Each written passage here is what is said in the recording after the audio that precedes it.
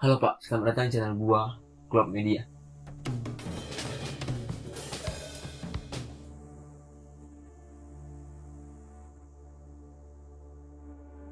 Channel ini baru gua bikin, baru banget. Jadi bisa lah kalian klik tombol subscribe-nya. Ya nggak maksa sih. Dari tahun ke tahun harga barang maupun jasa naik. Baik itu harga makanan pokok, sayur-sayuran, ataupun tarif transportasi umum. Contohnya nih, gua ambil harga Indomie daerah gua. Pada 2020 harga Indomie masih berkisar 2.500. Sedangkan pada 2022 sudah naik Pak, mencapai 3.000 sampai 3.500 per bungkusnya. Kenaikan ini sendiri dinamai inflasi, yaitu kecenderungan naiknya harga barang dan jasa pada umumnya yang berlangsung secara terus-menerus. Jika harga barang dan jasa di dalam negeri meningkat, maka inflasi mengalami kenaikan. Naiknya harga barang dan jasa tersebut menyebabkan turunnya nilai uang. Dengan demikian, inflasi dapat juga diartikan sebagai penurunan nilai mata uang terhadap nilai barang dan jasa secara umum, Pak. Simpelnya gini nih, inflasi itu ialah turunnya harga barang dan jasa secara terus-menerus dalam kurun waktu tertentu. Presentasi inflasi Indonesia sendiri mengalami kenaikan, Pak.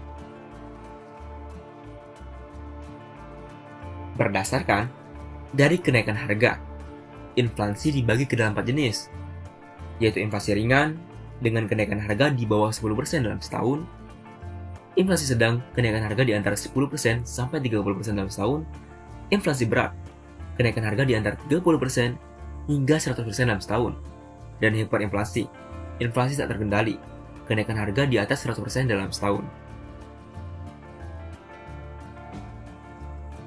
Inflasi ini tidak terjadi hanya di Indonesia, Pak. Di negara-negara besar sekalipun mengalami inflasi, Pak. Contohnya saja negara Amerika Serikat. Pada 2015, persentase inflasinya berada pada 0,5%, sedangkan pada 2019 berada pada 2,7%.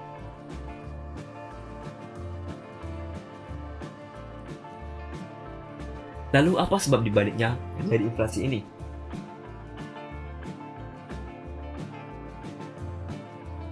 Jika kita berbicara mengenai ekonomi, pasar ataupun jual beli, konsep permintaan dan penawaran ini umum, Pak.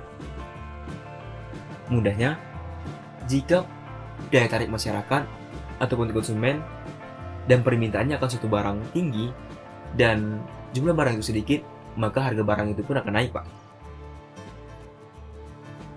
Begitupun sebaliknya, Pak. Jika permintaan akan suatu barang rendah dan jumlahnya banyak, maka barang itu sendiri akan turun, Pak.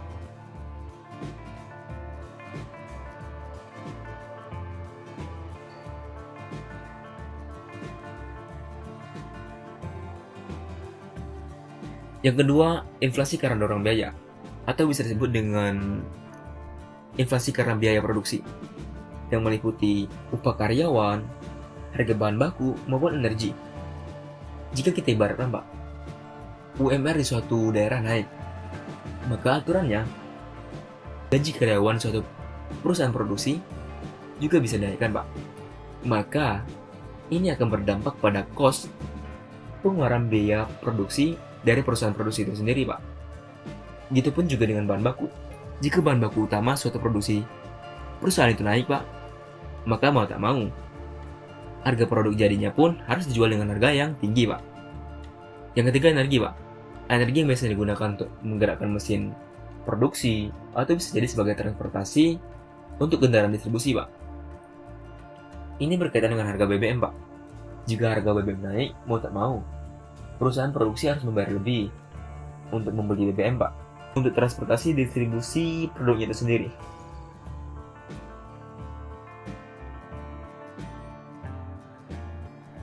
Yang ketiga, inflasi shock, Pak.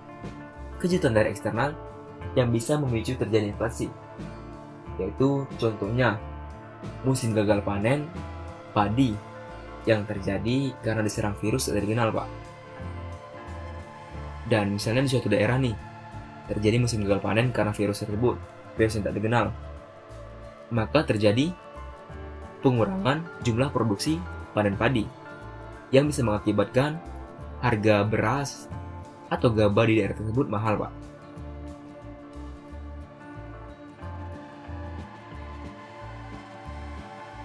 Yang keempat, impor barang dari luar.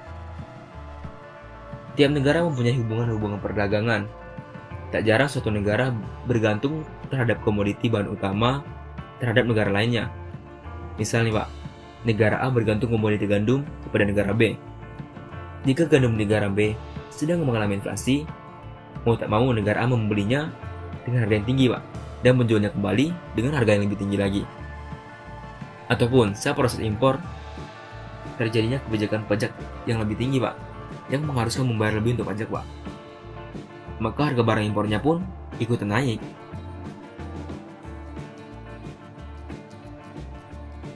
Yang kelima, depresi nilai tukar. Nilai tukar uang suatu negara berdampak juga pada inflasi. Dalam perdagangan internasional, impor misalnya, berarti permintaan untuk mata uang mitra dagang meningkat, Pak, karena kita harus membayar lebih dalam mata uang mereka. Yang akibatnya, mata uang mitra dagang terapresiasi, sedangkan mata uang domestik sendiri mengalami depresi, Pak. Yang keenam, persebaran mata uang, Pak. Kita ambil contoh perayaan hari besar Lebaran atau hari Idul Fitri. Di mana nih? Seluruh karyawan ataupun pegawai rata-ratanya mendapatkan THR setara dengan 1 bulan gajinya, Pak. Di mana mereka mempunyai uang lebih banyak dari bulan-bulan biasanya.